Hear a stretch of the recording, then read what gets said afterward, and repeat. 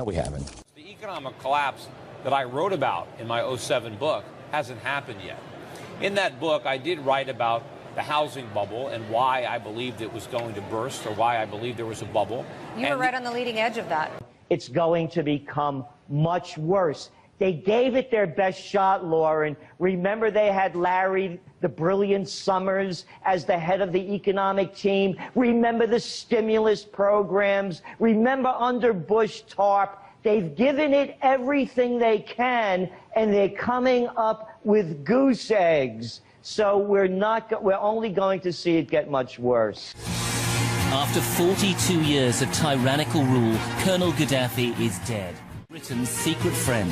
Tonight, how we colluded with him to kidnap Gaddafi's opponents around the world. Among the international businessmen and the jet-setting playboys is this man, Moussa Koussa. He was one of Colonel Gaddafi's inner circle, a ruthless spy chief trusted with the security of the country and stamping out dissent. When he fled Libya at the start of the uprising, he chose to defect to Britain. Moussa Koussa is responsible for the death of 270 innocent civilians, as well as thousands of his own people as part of the Gaddafi regime. Moussa Koussa is the guardian of many of Libya's secrets. So why, with little explanation, did Britain let him go?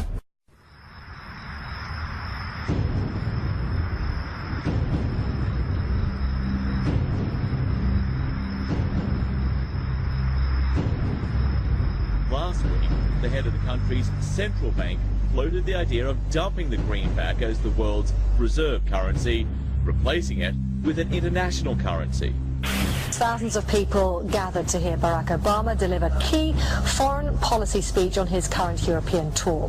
His vision for America's place in a new world order. After Tripoli fell, his old offices were abandoned and torched, but some documents survived. They exposed Libya's secret relationship with the UK in a series of letters between Moussa Koussa and MI6. These documents are absolutely extraordinary. They show the real detail of the secret relationship between Britain and America and Gaddafi's police state.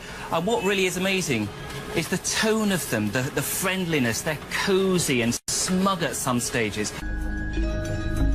And tonight, we can show that Britain's friend Moussa Koussa was attached to the bloodiest massacre of Gaddafi's regime. When we searched former intelligence offices bombed out by NATO, we managed to salvage some of the regime's surveillance tapes.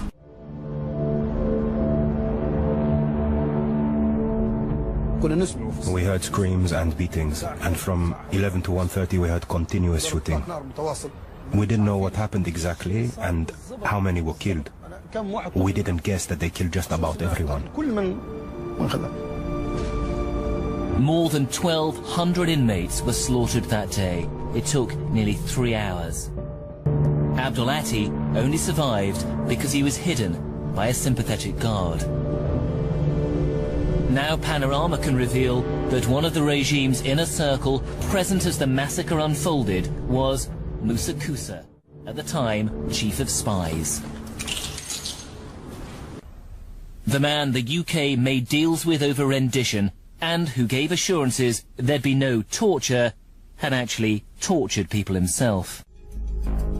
He crossed the border into Tunisia and then on to a country he trusted, with whom he'd done grubby business before, the UK.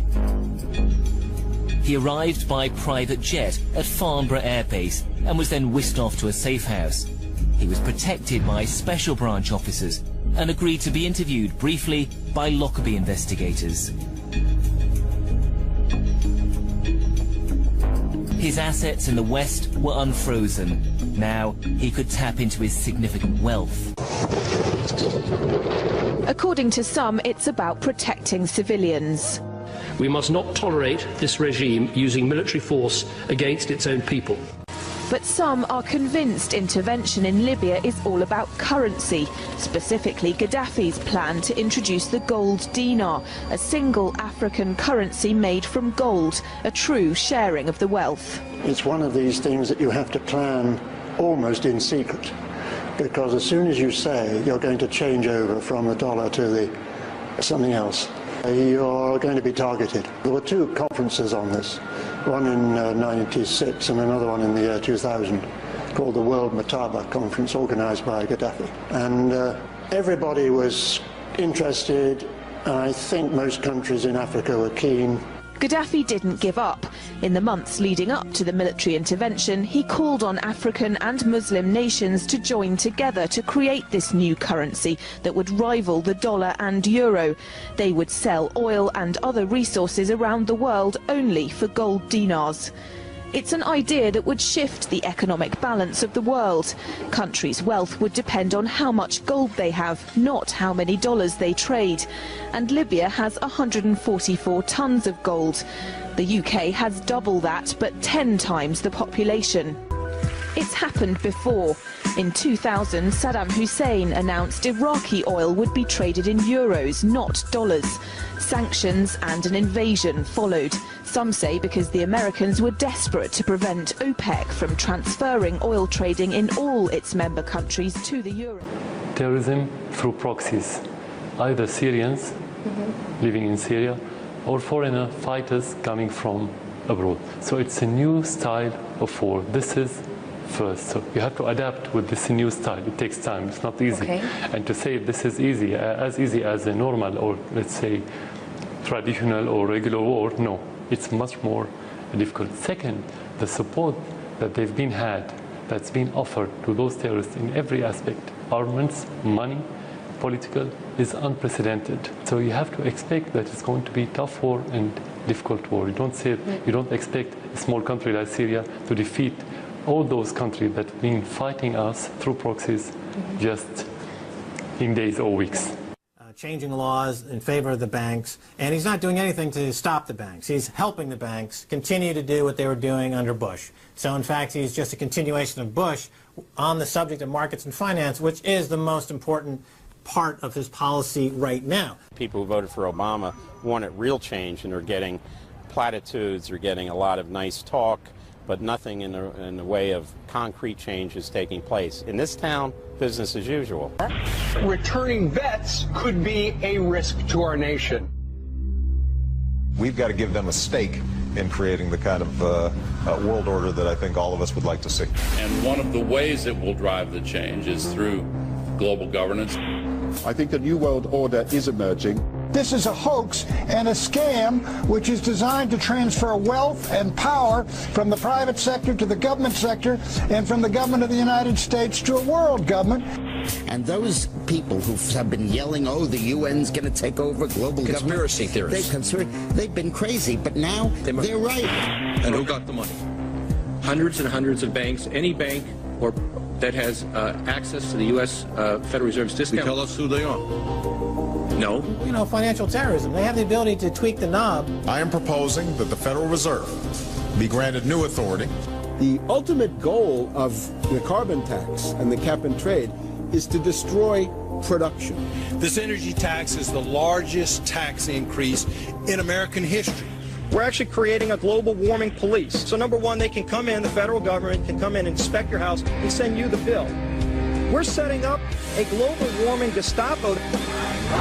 One of the things that if you talk to our generals, they are desperate for is a civilian counterpart to our military forces.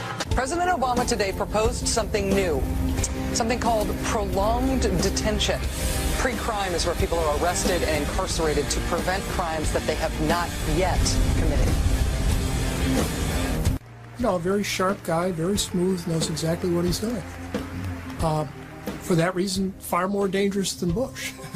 Make a prediction, because a lot of people are saying that QE3 is coming next month. Do you predict we're going to see that?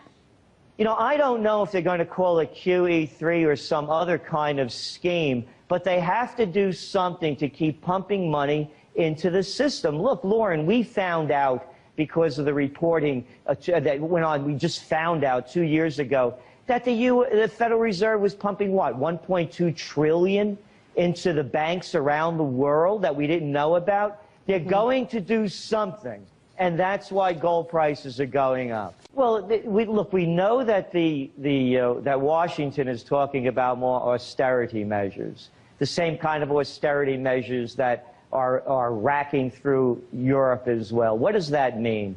It means more cutbacks. So at a time when the economy is already slowing down, they created, as you pointed out, 0 jobs.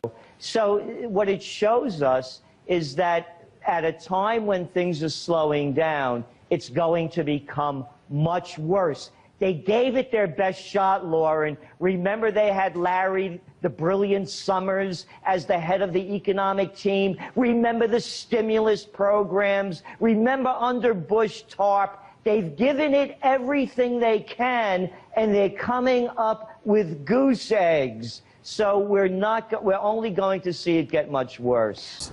The Fed, they're in this thing all the way around. And yet, you want to talk about powerful people, you've got a majority of congressmen that are willing to say, we need to open up the books of the Fed. You can't even get this thing brought to the floor now. Why is that? They're not going to give up. They're going to move all these shenanigans over to the IMF. They're going to have a world organization. So the powerful elite then will have a world currency. That's what they're being planning for right now. So we as a people really have to wake up. My effort is exposing the Fed, opening up the books. The American people want it, and we have both Republicans and Democrats demanding it. But you made the right point. How are we going to get the leadership to do what the American people are demanding? How much time do we have, Ron? Which means the next shoe is the crisis in the dollar, the value of the dollar, not just the financial system. Okay. We will see high inflation rates soon. Okay. Congressman Ron Paul, thank you very much, sir.